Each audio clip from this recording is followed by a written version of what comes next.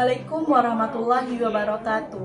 Perkenalkan, nama saya Anggita Yudiana, NIM 200101003 dari jurusan S1 Keperawatan Tikes Piala Sakti Pariaman dengan mata kuliah Keperawatan Dasar 1. Nah, pada kesempatan ini saya akan menjelaskan sedikit tentang kebutuhan istirahat dan tidur. Pertama, apa sih istirahat dan tidur?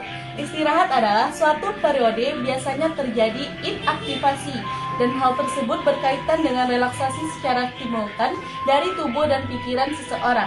Istirahat diperlukan sebagai suatu persiapan seseorang menuju ke tahap tidur. Ini menurut Berger et al. Tahun 1999.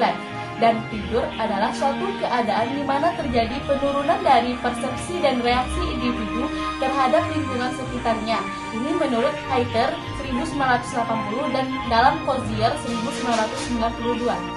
Selanjutnya ada mekanisme tidur. Ini terdiri dari 3 pendapat para ahli. Yang pertama yaitu teori Semix, yang menurutnya yaitu tidur adalah peningkatan karbon dioksida atau CO2 yang menyebabkan rasa mengantuk. Dan yang kedua, para ahli neurofisiologis, tidur adalah sekresi hormon serotonin yang menyebabkan rasa ngantuk. Dan yang ketiga, teori feedback, kelemahan sel-sel saraf yang menyebabkan rasa ngantuk. Selanjutnya ada 4 tanda-tanda menjelang tidur. Yang pertama yaitu terjadinya pernapasan melambat. Yang kedua, otot-otot dalam tubuh menjadi rileks. Yang ketiga, adanya proses menguap, yaitu sebagai tanda tubuh beradaptasi akibat pernapasan melambat. Dan yang keempat, adanya suhu badan menurun. Selanjutnya ada tahap-tahap tidur yang terdiri atas 2, yaitu tidur REM atau Rapid Eye Movement, yaitu suatu periode tidur yang mengalami gerakan mata dan kedutan pada kelopak mata yang disebut sebagai eyelid twitch. Dan yang kedua ada tidur NREM atau Non-Rapid Eye Movement, yaitu suatu periode di mana selama tidur tidak terlihat adanya gerakan bola mata dan kedutan kelopak mata. Nah, yang pertama yaitu REM, yang disebut sebagai paradoxical sleep, sebagai puncak tidur. Ciri-cirinya yaitu 1. Sangat sulit dibangunkan. Dan yang kedua, pada orang dewasa, tahap ini 20-25% dari tidur malam. Bila seseorang terbangun pada tahap ini, mereka dapat mengingat mimpi mereka. Yang ketiga, biasanya terjadi 80-100 menit setelah orang tertidur. Yang keempat, semakin lelah seseorang, semakin cepat mengalami tahap ini. Selanjutnya, tahap tidur non-REM terdiri atas 4 tahap. Yang pertama, tahap pertama yaitu merupakan tahap tidur yang sangat ringan. Yang kedua, gel otak mempunyai tegangan yang rendah. Yang ketiga, pada tahap ini seseorang akan merasa mengantuk dan rileks. Terjadi gerakan bola mata dari kiri ke kanan, denyut jantung dan pernapasan menurun. Yang keempat, seseorang yang tertidur pada tahap ini akan mudah dibangunkan. Selanjutnya, tahap tidur non-REM yang kedua, yaitu 1. Merupakan tahap tidur yang ringan. Yang kedua, proses yang terjadi dalam tubuh menurun, pergerakan bola mata masih terjadi, denyut nadi, kecepatan pernapasan atau RR, dan temperatur tubuh menurun. Yang ketiga, gelombang otak yang terjadi pada tahap 1 dan 2 disebut gel theta. Yang keempat, terjadi sekitar 10-15 menit. Selanjutnya, tahap 3 tidur non-REM, yaitu pertama, nadi dan RR atau respiratory rate mengalami penurunan lebih lanjut karena berkaitan dengan dominasi kerja sistem saraf parasimpatis. Yang kedua, menjadi lebih sulit dibangunkan. Yang ketiga, ditemukan seseorang mengorok atau snoring. Nah, dan terakhir tahap 4. Pada tahap 4 yaitu tahap tidur dalam. Dan kedua, nadi dan respiratory rate menurun sebanyak 20-30% dibandingkan pada saat bangun. Dan yang ketiga, jarang bergerak dan sangat sulit dibangunkan. Selanjutnya, kebutuhan tidur berdasarkan usia. Pertama, pola tidur seseorang akan berbeda satu dengan lainnya sepanjang siklus hidup sesuai dengan usia dan tingkat pertumbuhan. Yang kedua, penurunan seringkali terjadi pada waktu yang digunakan untuk tidur secara keseluruhan, yaitu pada tahap 4 non-REM dan pada tahap tidur REM. Faktor yang mempengaruhi pola tidur.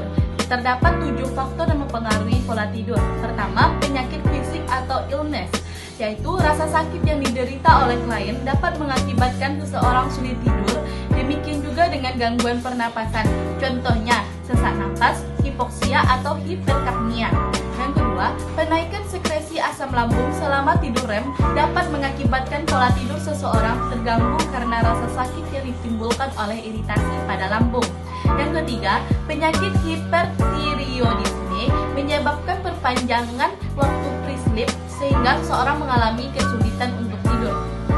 Yang keempat, penaikan suhu tubuh diidentifikasi dapat menyebabkan penurunan kualitas dan kuantitas tidur pada tahap 3 dan 4 non-REM serta tidur REM.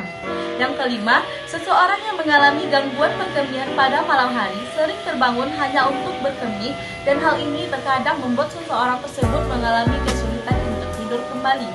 Faktor yang mempengaruhi pola tidur kedua yaitu lingkungan yang mempunyai kontribusi yang sangat besar terhadap kelangsungan tidur seseorang. Yang keduanya, kebisingan, suhu ruangan yang terlalu panas atau dingin, cahaya, jenis dan ukuran tempat tidur, jenis kasur yang digunakan, kehilangan atau kehadiran pasangan bisa mempengaruhi kemampuan seseorang untuk tidur. Faktor yang ketiga yaitu gaya hidup.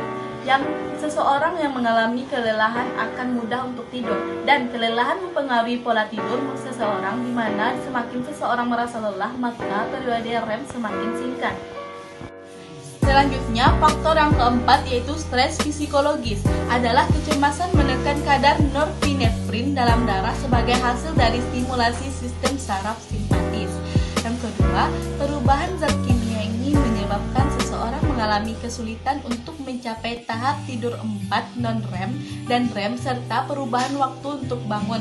Ini berdasarkan Clock 1988 dalam Hozier 1992. Selanjutnya, faktor yang kelima ada obat-obatan, yaitu obat-obatan jenis hipnotik dan barbiturat mengurangi tidur REM. Yang keenam, penggunaan alkohol dan stimulan, yaitu pola tidur seseorang yang meminum alkohol akan mengalami gangguan tidur REM. Selain alkohol, minuman yang mengandung kafein juga dapat menstimulasi SST sehingga pola tidur seseorang bisa terganggu. Dan faktor yang terakhir yaitu diet. Underweight dan overweight bisa mempengaruhi pola tidur. Menurut Cripps dan Stoney tahun 1976 menyatakan bahwa underweight bisa dapat penurunan total waktu tidur karena sering terbangun dan biasanya waktu dibangun pun lebih cepat, sedangkan overweight bisa dapat menaikkan total waktu tidur, tidak sering terbangun dan bangun tidur lebih lambat. Kebutuhan tidur rata-rata per hari. Pertama, bayi baru lahir. Lama tidurnya 14-18 jam per hari dengan 50% REM dan satu siklus tidur rata-rata 45-60 menit. Yang kedua, bayi yang sampai dengan 1 tahun, yaitu satu siklus tidur rata-rata 12-14 jam per hari dengan 20-30% REM dan tidur sepanjang malam. Yang ketiga, toddler, berkisar antara 1-3 tahun. Lama tidurnya 11-12 jam per hari dengan 25% REM dan tidur sepanjang malam tambah tidur siang. Yang keempat, prasekolah, lebih kurang 11 jam per hari dengan 20% REM. Yang kelima, usia sekolah, lebih kurang 10 jam per hari dengan 18,5% REM. Yang keenam, dewasa muda, 7-8 jam per hari dengan 20-25% REM. Yang ketujuh, dewasa menengah, lebih kurang 7 jam per hari dengan 20% REM dan sering sulit tidur. Yang kedelapan, dewasa tua, lebih kurang 6 jam per hari dengan 20-25% REM dan sering sulit tidur. Selanjutnya, gangguan tidur yang sering terjadi. Terdapat 3, yaitu pertama, insomnia. Insomnia adalah suatu ketidakmampuan untuk tidur dengan kualitas yang adekuat. Insomnia bisa ditimbulkan oleh ketidaknyamanan secara fisik, tetapi lebih sering oleh karena stimulasi mental yang berlebihan, bisa dapat kecemasan, seseorang yang kecanduan obat-obatan atau minuman yang mengandung alkohol yang bisa menimbulkan insomnia. Hypersomnia berlawanan dengan insomnia, yaitu tidur yang berlebih sepanjang hari. Umumnya bisa dapat masalah psikofisiologis, contohnya gangguan psikiatri, kerusakan SSP, kelainan ginjal, hati atau gangguan metabolisme, diabetes ketoacidosis, dan hipotiroid. Dan yang terakhir yaitu narkolepsi. Narkolepsi merupakan gangguan yang bersifat kronis yang ditandai dengan tidur yang tidak terkendali dan adanya gerakan tiba-tiba pada saat tidur yang menyebabkan seseorang terbangun. Penyebabnya tidak diketahui, walaupun hal tersebut diyakini sebagai kelahiran genetik pada SSP, di mana periode tidur REM tidak bisa dikendalikan. Nah, kesimpulan dari pelajaran kita hari ini yaitu istirahat adalah suatu periode biasanya terjadi inaktivasi dan hal tersebut berkaitan dengan relaksasi secara simultan dari tubuh dan pikiran seseorang. Dan tidur adalah suatu keadaan di mana terjadi penurunan dari persepsi dan reaksi individu terhadap lingkungan sekitarnya. Ada dua jenis tahap tidur yaitu REM dan non-REM. REM yaitu suatu periode tidur yang mengalami gerakan mata dan kedutan pada kelopak mata, dan non-REM yaitu suatu periode di mana selama tidur tidak terlihat adanya gerakan bola mata dan kedutan kelopak mata. Terdapat 7 faktor yang mempengaruhi pola tidur seseorang, yaitu penyakit fisik, diet, stres, psikologi, obat-obatan, penggunaan alkohol dan stimulan, lingkungan dan gaya hidup. Baiklah, itulah materi yang dapat saya sampaikan hari ini. Apabila ada kesalahan kata, alamat, dan tujuan, saya mohon maaf. Wabillahi taufiq wal hidayah. Wassalamualaikum warahmatullahi wabarakatuh.